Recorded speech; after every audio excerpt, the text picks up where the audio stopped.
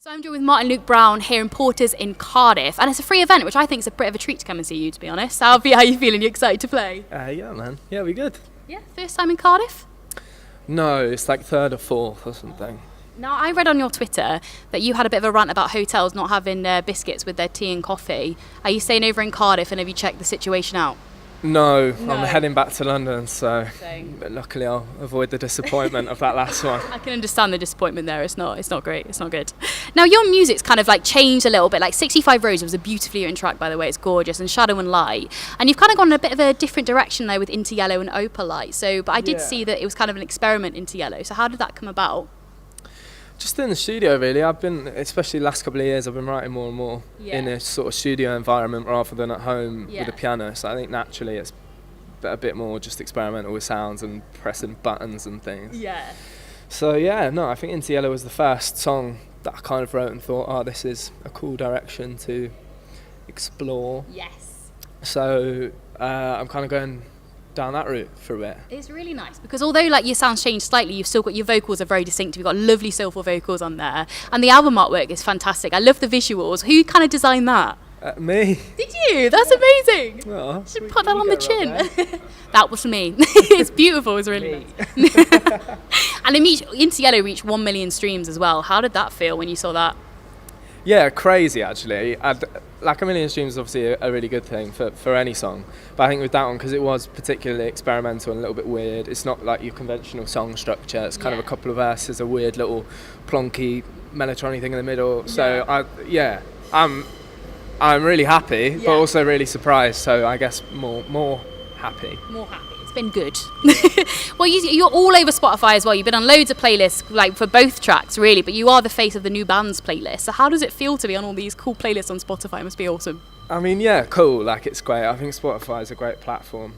It's where everyone I know at least discovers their music. So it's great for them to be getting behind it, which is really nice. It's strange that I'm like hot new bands when I'm neither Just new me. nor a band. But I'll take it. Yeah, it's good. And how did the kind of writing and recording process like go for Opalite? Because that one's kind of a lot more upbeat, and Into Yellow is quite mellow, but it's still great tracks. But how did the kind of writing and recording process differ between them? Well, that one was just like a drum loop. We found this drum loop and chopped up this little vocal thing. So it was kind of like some ums and ahs, and again a bit experimental. We kind of like made the beat really almost before there was any song. It was kind of almost a bit like sort of hip hoppy in that respect, I guess, because we were just thinking this is a cool soundscape. Yeah. And I just took it away and like wrote some lyrics over the top, and that was that. Yeah. So it's a bit different to the other stuff, which is pretty much me just sitting at a piano figuring it out, whereas that was a lot more track led, and it was fun. Have you had some interesting feedback from people? Have people like come back to you and said some cool stuff? Yeah. No, it's been really nice actually. I was scared. Yeah. I mean, the Into Yellow was great, and that's kind of set me up a bit, I think, because it went down really well. Yeah. But this one, it's been good. I was scared, and it's been positive. So what kind of do you bring to your set? Do you bring some of the older ones in there, and then with some of the new ones as well? Yeah, I've kind of tried to do a bit of a blendy merge. Blendy merge. Where, so I've kind of refreshed the older ones, sort of like added in some sort of sampley kicks and snares and things that make it, I guess, a bit more updated to the sort of current soundscape. Yeah. But I think it works. You'll see. Yeah, I'm excited. It should be good. Have you got a track that you love playing live? Is there a specific track that you've played or a new one that you're looking forward to playing? I really enjoy playing Into Yellow. That's really fun. Yeah. And I really like playing Take Out of Me because I can sing really stupidly high, and that's always fun.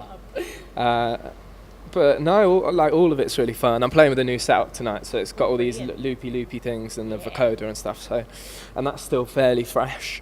Yeah. So it's fun. Can't go wrong with a bit of loop. Yeah. Can't go wrong with that. So you're writing, recording anything at the moment that might be coming out? Have you got an EP on the way or anything album plans? Very little plans. Very little. No, I've there's songs there. There's stuff ready to go. So it's just horses for courses, really, I guess. Yeah. See how Opalite goes down, and I've got sort of 4 or 5 tracks pretty much ready to go. So whether it's going one at a time or an EP, it's just sort of, it's really nice actually, because I'm sort of putting out songs, seeing how it goes down, and then assessing everything and feeling like what's the best thing to put out next. And I've got a few to pick from, so hopefully it's watch this space then, eh? Yeah. Fingers crossed. Now, just put you on the spot slightly a little bit. I'm sorry about this. It's a really mean question. Everyone hates it, but it's a good question. So if you could form a supergroup with 3 other artists, old or new, dead or alive, it's up to you, who would you form with and what would you call the supergroup? Oh, man. Okay, Michael Jackson would be up there. Yes. I think Stevie Wonder as well. And maybe Bob Dylan. He'd be good crack, I think. Yeah, I think so. Yeah. Do you have a name for the supergroup? Can you think of a name? It's so on the spot, isn't it? Wonder. So we got Bob Wonder Jack. I like it, Bob Wonderjack. Well, look out for Bob. Maybe that would be like my pseudonym. Yeah. So if I fronted it and they were the backing band, how hilarious is that? There we go. Stevie, Michael Jackson and Bob Dylan just Bob Wonderjack like in the background, yeah. Well, thank you so much and best of luck tonight. And I'm really forward to checking out your set because I've heard really good things and it's going to be really good. Thank you so much.